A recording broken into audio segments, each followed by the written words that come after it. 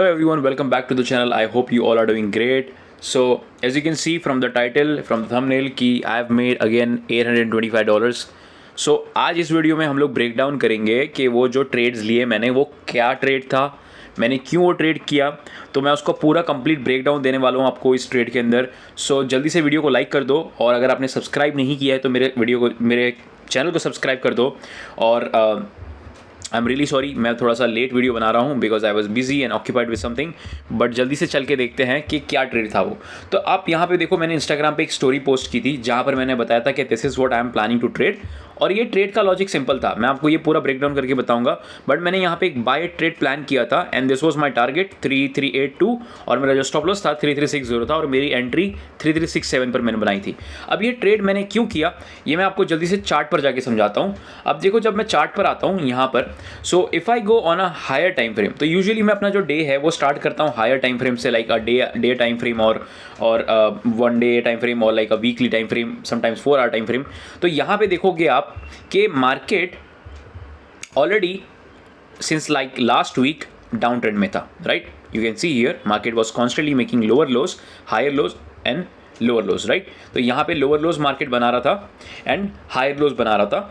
तो यहाँ पर it was obvious till Thursday कि मार्केट क्या कर रहा है, market is just in the down trend.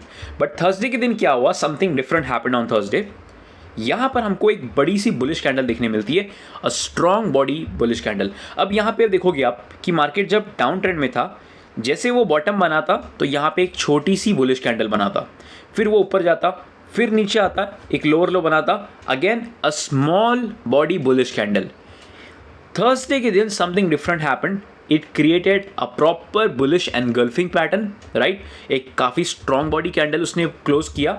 Now this was a pivotal point for the current trend of the market. यहाँ से मार्केट ने क्या किया, अपना अप ट्रेंड शुरू कर दिया. अब ये तो थर्सडे था, तो यहाँ पे हम लोग ने कोई और ट्रेड लिया था, इफ़ यू नो, कि अनएम्प्लॉयमेंट क्लेम वाला मैंने यहाँ पे ट्रेड किया था, तो इस वजह से मैंने इसको बाय तो नहीं किया. बट देन फ्राइडे जब आया तो फ्राइडे के दिन मार्केट ने कंसोलिडेट किया.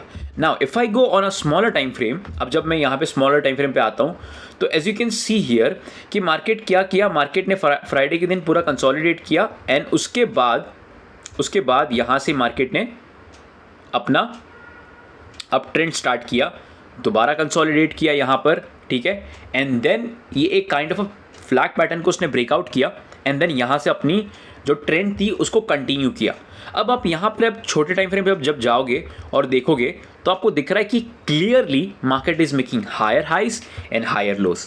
अब जब मैंने इसको ट्रेड किया तो मेरे माइंडसेट में क्या था, देखो, nothing phenomenal, it was very simple, right. मैं अपने ट्रेंड को देखा मैंने मंडे के दिन कि थर्सडे के दिन मार्केट ने पिवट किया, राइट. जो अपनी डाउन ट्रेंड थी वहाँ से शिफ्ट करके अप ट्रेंड में आया. Now on Friday it was consolidating.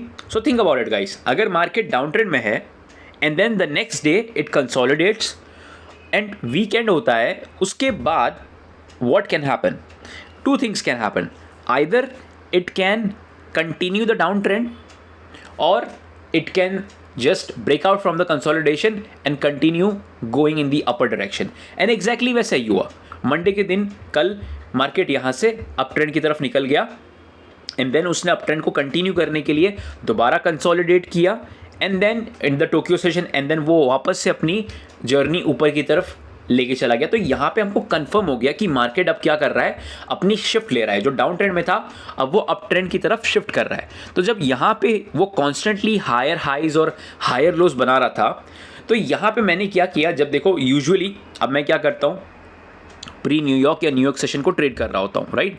तो मुझे चाहिए, मैं क्यों उसको ट्रेड करता हूँ, बिकॉज आई वॉन्ट कि I trade during a high volume session.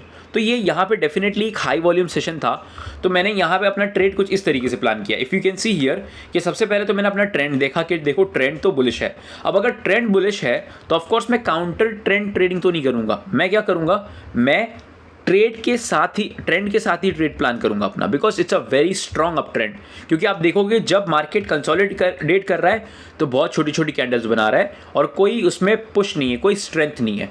जब मार्केट नीचे जा रहा है, अगेन नीचे जाते टाइम भी वो काफ़ी छोटी छोटी कैंडल्स बना रहा है और कोई स्ट्रेंथ नहीं है.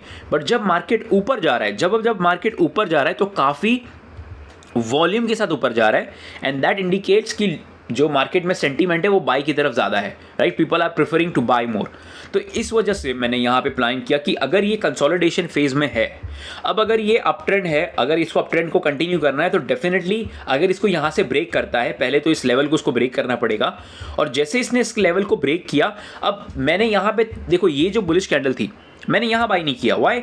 मैंने इसकी बाद वाली कैंडल पे क्यों बाई किया? इस वजह से बाई किया because I like to trade strong body candles, right, and उसके बाद जो the very next candle after the bullish और बेरिश कैंडल, जो भी स्ट्रॉन्ग बॉडी होती है, उसके बाद कैंडल कैसी फॉर्म होती है उसको देख के मैं ट्रेड करता हूँ। सो जो सबसिक्वेंट कैंडल होती है उसको मैं देख के ट्रेड करता हूँ कि how that candle has form. तो यहाँ पर भी बुलिश कैंडल फॉर्म हुई थी, बट मैंने यहाँ बाई इसलिए नहीं किया बिकॉज उसकी जो नेक्स्ट कैंडल थी, I waited for the candle to close. अब वो कैंडल जो थी वो बेरिश कैंडल क्लोज हो गई, तो I just let it go. हमने यहाँ पे कुछ नहीं किया, वेट किया, अगेन यहाँ पर कंसोलिडेशन हुआ।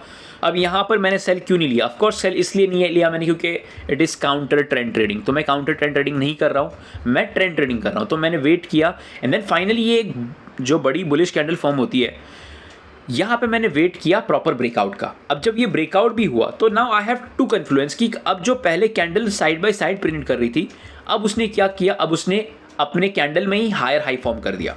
सो this is where I took my trade.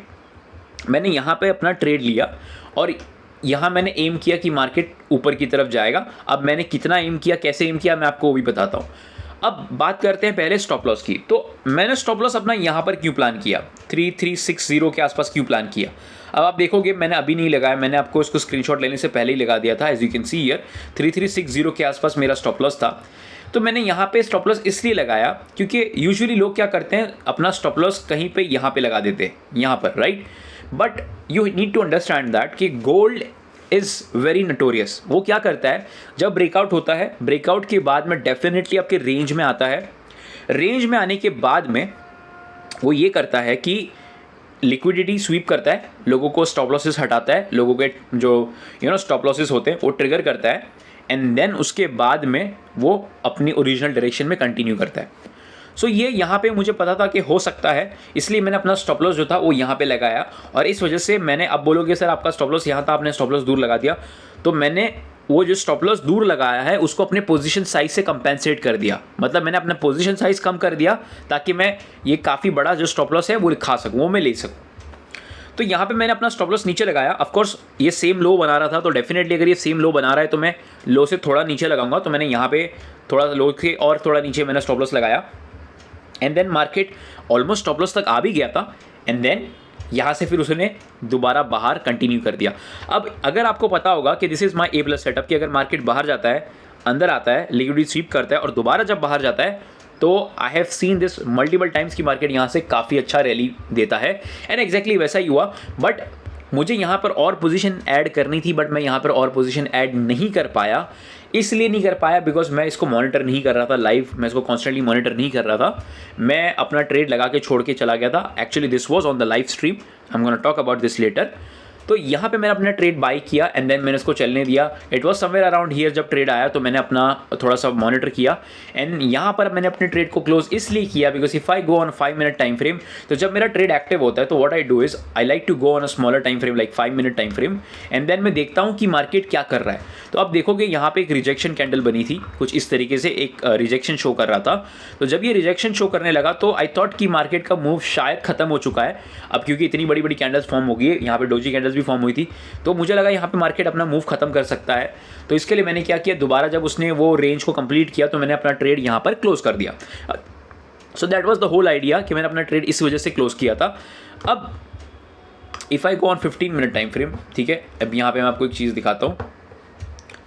What was the reason for this target? एक ये भी रीज़न था कि मैंने जब इसको लाइन यहाँ पे ड्रॉ की तो काइंड ऑफ मुझे ये ट्रेंड लाइन लगी कि जिसको मार्केट रिस्पेक्ट कर रहा है। अब देखो, if you know me, if you know my analysis, मैं कभी ट्रेंड लाइन को ट्रेड नहीं करता, बट अगर मुझे जहाँ ट्रेंड लाइन दिखती है मैं वो ट्रेंड लाइन को रिस्पेक्ट करता हूँ। तो मैंने यहाँ पे ट्रेंड लाइन भी बना के लगी हुई थी, एक माइंड में ऑलरेडी सेट करके रखा था कि okay this is where I am gonna actually aim for the target. तो मैंने वहाँ पे टारगेट अपना एम कर दिया, एंड एज आई सेड कि मैंने यहाँ पर अपना जो ट्रेड था वो लाइव स्ट्रीम में भी मैंने रिकॉर्ड किया था, मैंने लाइव स्ट्रीम भी की थी इस ट्रेड के ऊपर, बट दैट वाज प्राइवेट। मैंने वो उसको प्राइवेट करके रखी थी बिकॉज मैं सून अपना लाइव स्ट्रीम भी लॉन्च करने वाला हूँ। And if you want to be a part of that live stream, DM me on my Instagram now, और you can just comment down on the video कि आपको भी जुड़ना है। Because what I am gonna do is मैं उस live stream को अगले 1 या 2 महीने तक पहले एक प्राइवेट सर्वर पे या प्राइवेटली करूँगा, probably with 5 to 10 people, and then उसको हम लोग देखेंगे how it's working out. And then उसके बाद में what we will do is, अगर वो सब सही रहा तो मैं उसको पब्लिकली यूट्यूब पे स्ट्रीम करूँगा। बट अभी तक मैं पिछले 2-3 दिन से अपने ट्रेड को प्राइवेट में स्ट्रीम करके ट्रेड कर ले रहा हूँ। तो this is one of the thing. And yeah so this was the logic guys, this was the whole idea कि मार्केट अप ट्रेंड में था। अप ट्रेंड में जाने के बाद मैंने वेट किया कि मार्केट कहीं से मुझे एक स्ट्रॉन्ग बुलिश कंटिन्यूशन पैटर्न दिखा दे, जहाँ पे मुझे लगे कि मार्केट ऊपर की तरफ कंटिन्यू करेगा।